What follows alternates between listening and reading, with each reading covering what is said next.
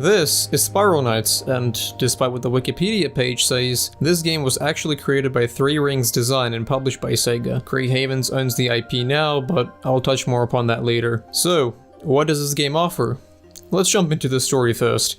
Back in the day, a decent portion of the game's story was explained through the in-game dialogue with characters or by reading the recon modules. However, later down the game's life cycle, an intro was added which did a pretty good job at explaining the game's backstory and why you, the player, are here. In a nutshell, there's a ship called the Skylark operated by the Spiral Knights and led by Captain Oslo. The Spiral Knights have a homeworld called Izora and they want to save it as apparently they are fighting the Morai Wars elsewhere in the galaxy. What the Morai Wars are and how Izora looks like is still unknown even up to this day, 8 years after the game's initial release. The Skylark is searching for power and it traced a powerful energy source to a planet Cradle, which is where the entire game takes place at. However, as the Skylark began its descent, it was hit with powerful energy, leaving everyone to abandon ship in order to survive.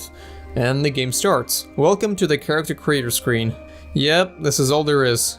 You can't choose your stats or your class like in other games. So, what's an RPG without a class system, you may ask?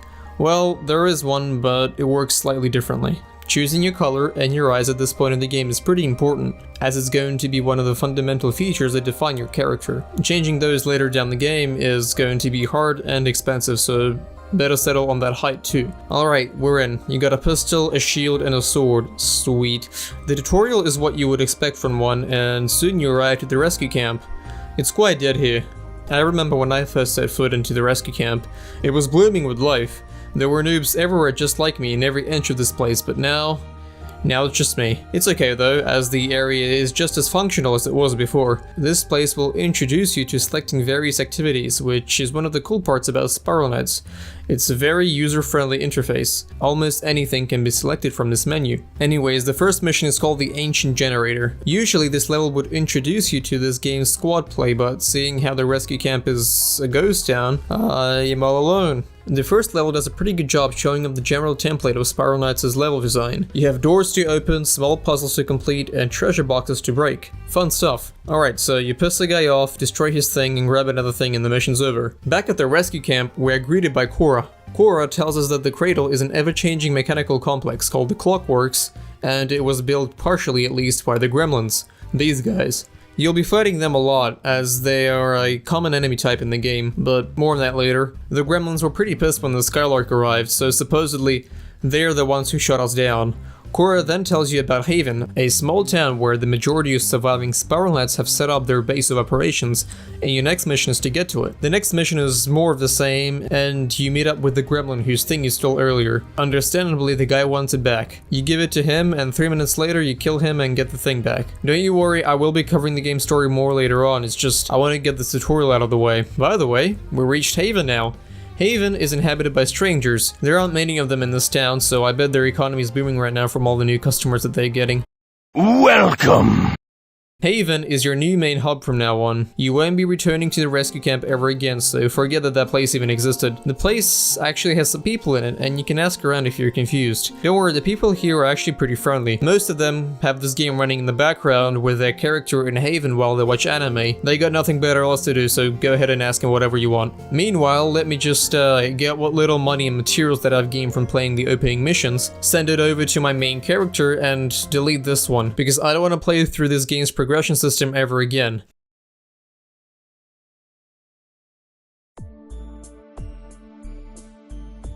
Don't get me wrong, the progression system in the game is not pay to win or anything. I personally have reached max rank in about 3 to 4 months of play, but it's not about the rank in this game, it's about the gear. You see, in Spiral Knights, what gear you equip will dictate your class. Bomber, sword, and gunner are your main classes. However, nothing is stopping you from mixing and matching your gear. For example, I am mostly a sword main, however I do have plenty of ranged weapons that I use quite often. I can use them if I want to, I'm just not going to be as efficient with the guns as say a person with a dedicated gear set for a gunner. I can use guns if I want to, I'm just not going to be as efficient with them. However, if you think that you can just gear up for a certain class and be done with it, you're about to run into some problems as both sword, gunner, and bomber sets have their own subsets of gear, which can be both either stronger or weaker against various damage types. The game has 4 damage types that both you you and your enemies deal. Normal, elemental, piercing, and shadow. It's not as difficult as it sounds, so hear me out. Let's say I'm facing off a member of the undead family of monsters. I have a combustor sword equipped which does elemental damage, something that the undead are weak to. I will be dealing maximum damage with that weapon, and the game will show that to me by showing me the damage output and its color. In this case, the numbers are gold, which means I'm doing the maximum amount of damage. The undead are neutral to piercing, which means those weapons will do not horrible,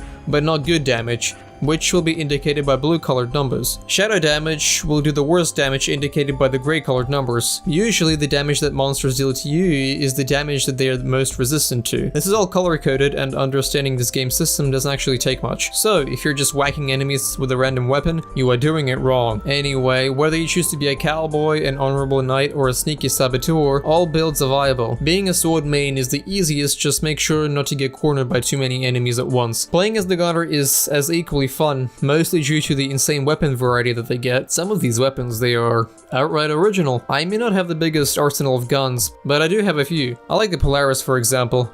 The Polaris is very satisfying to use. The bombers are very underappreciated in this game. You can easily solo play as a bomber, but when you do run into a bomber with a full set of gear, I'm telling you, those guys are the best crowd control machines. Just look at this bomber action. Keep it up, bombers. Keep it up. The story does a pretty good job at explaining the game's armor progression. You cannot progress through the story if your armor is not at the right star level. Once again, the actual rank in this game does not matter. You can be something like a Knight Elite, which is a pretty low rank, and have 5-star gear.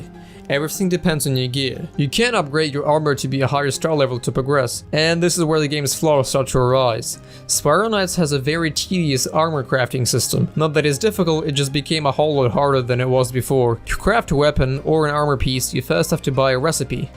Most can be bought easily through the game's Hall of Heroes, however some recipes require for you to explore the clockworks to find. It's honestly RNG. You can also buy from the auction house, however that will set you back a bit. After you got a recipe, you need to make sure that you have all the materials to craft it. You also need to make sure that you have enough alchemy orbs to complete the craft. You will need to do this at least 4 times every time you stumble across a progression barrier, as you need to at least have a weapon, a shield, and an armor set to match the required star level to progress. Further on, it gets slightly more complicated and difficult, as not only your weapons need to be upgraded to a certain star level via recipes and materials, but they also need to contain a certain heat level. Heat enhances your weapons, and if you want your weapons to operate at their maximum efficiency, they need to be heated all the way up to level 10.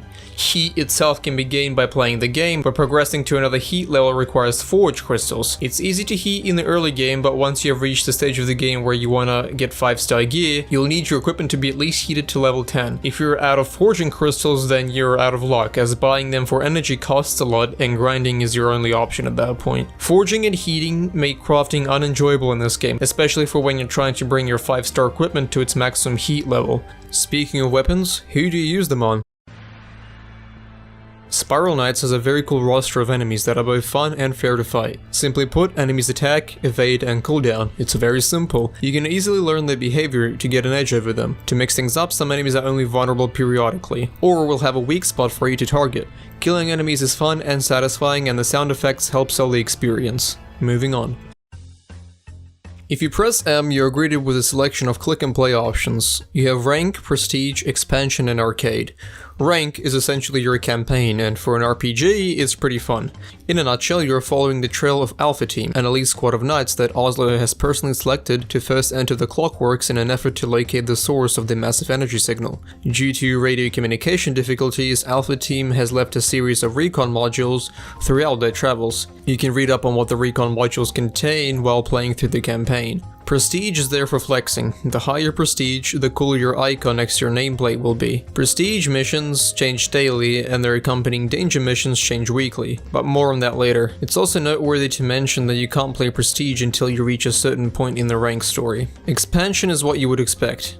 Named Operation Crimson Hammer, it's a piece of DLC content that you can either buy on the store or via in-game currency. It's not too long, but challenging and entertaining enough to keep you coming back. Plus, you get a bunch of cool weapons and rewards for beating it. Free weapons, even 5-star ones. On top of that, after beating the boss, the guy drops a material piece. If you get enough of that material, you can craft a special mask. Arcade is my favorite. It's a randomly generated set of levels that you fight through up until you reach the core of the clockworks. If you're lucky, you will see some cool stuff. Anything can happen here.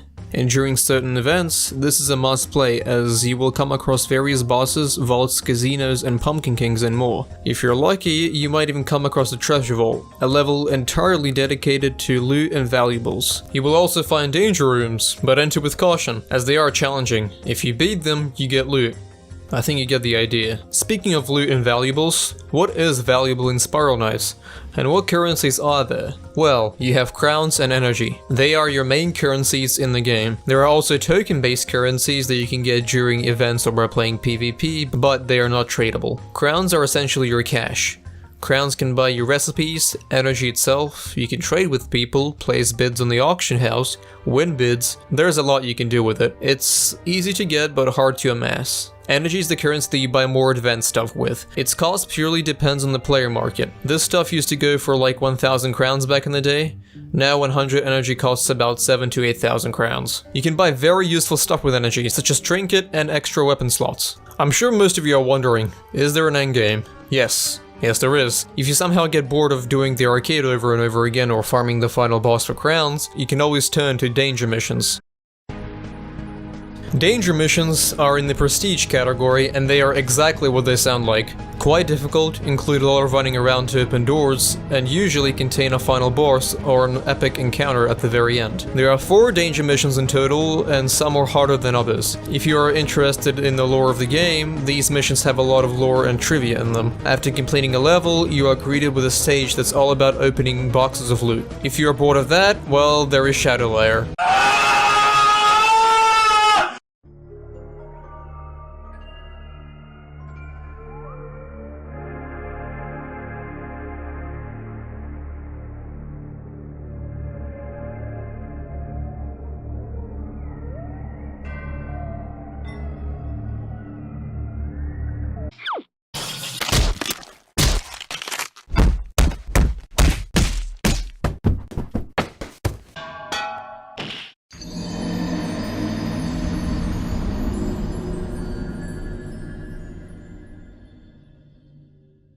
So what even is Shadow Lair?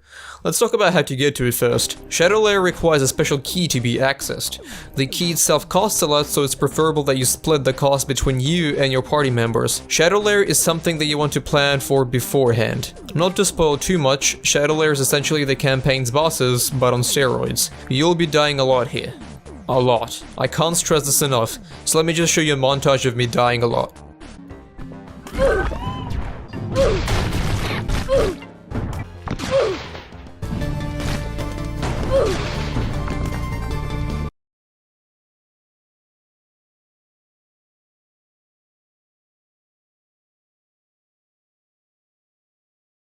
Shadow Lair was easier back in the day, but for some reason the developers recently decided to make it harder by like 300%. My crew, consisting of highly skilled SK players whose credentials are in check, spent around 40 or so sparks of life trying to capture footage for this video. My frustration with the difficulty aside, on completion you gain access to a level with a special alchemy machine. Here you can craft special gear that cannot be crafted anywhere else. Most of it is outclassed by newer armor sets these days. The only one people still go for is the Snarblock set. But if you don't like the stats, you can definitely appreciate the visual design of the armor sets.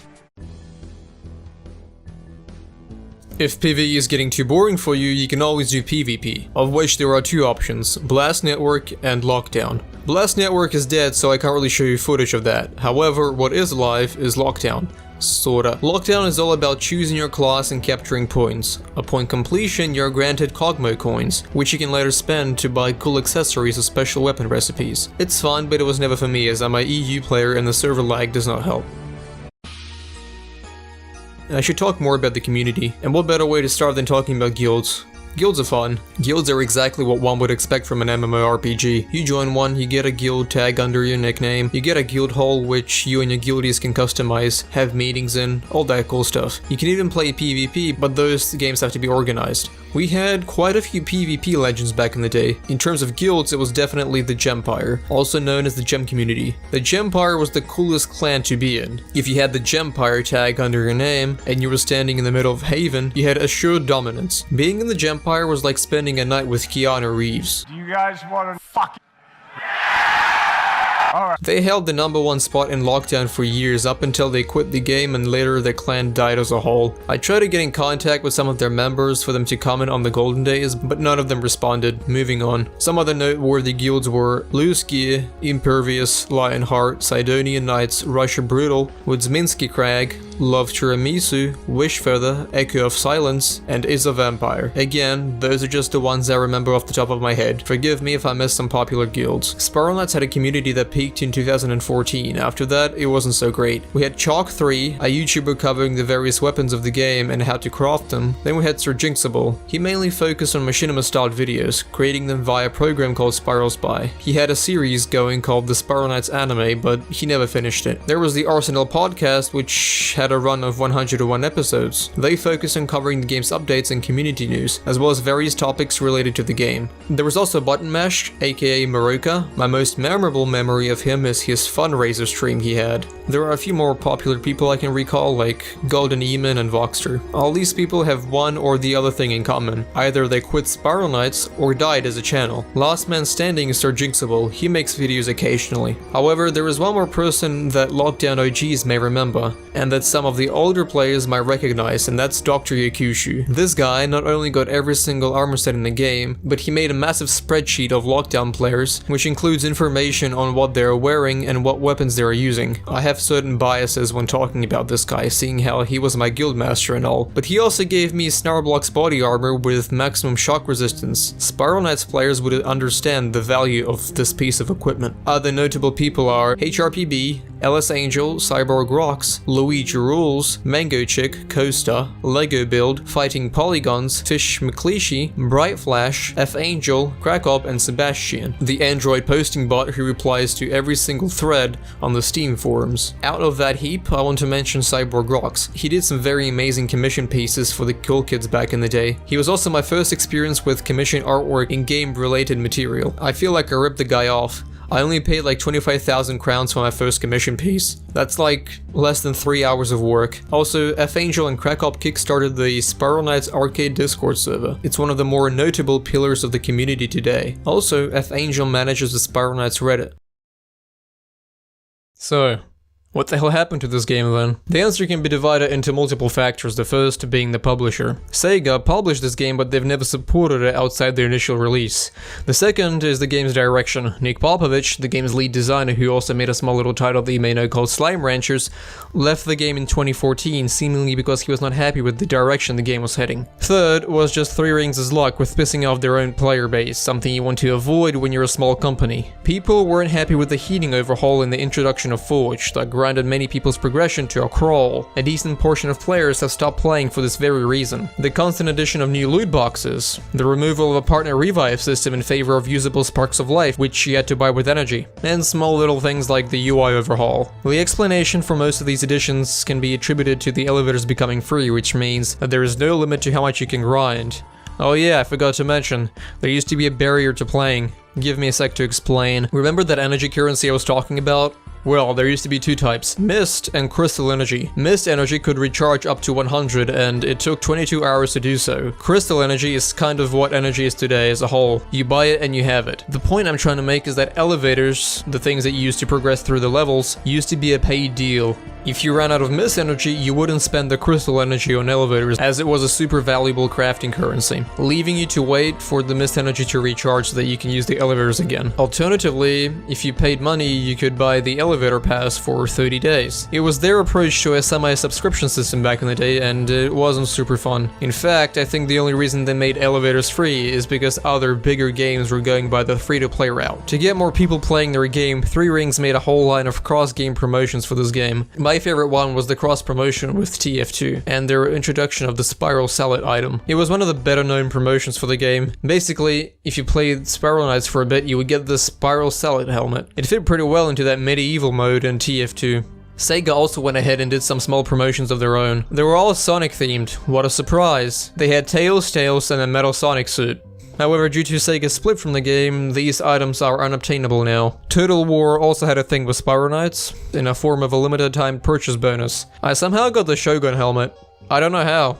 I never owned a Total War game in my life. Playing through Steam also gave the chance to get a promo item. Meet the Steam Knight mask. The design of it alone looks nice and it fits right into the Spiral Knights' art style. You get it by inviting 5 players to play the game, however, I think I've invited like 7 or 8 and I still haven't gotten it. It's a shame. I really want the Steam Knight mask. Needless to say, the game had plenty of cross-game promotions. I haven't even covered half of them. Let's get back to the topic. Three Rings had some issues on their hands and it all came together in March of 2016 when Sega closed down Three Rings. This was not the end of Spiral Knights, however, as part of the Three Rings team went ahead and created Grey Havens. Grey Havens would keep Spiral Knights alive and previous Three Rings titles on life support. Seemingly, it meant the end for future content, but it was not the case.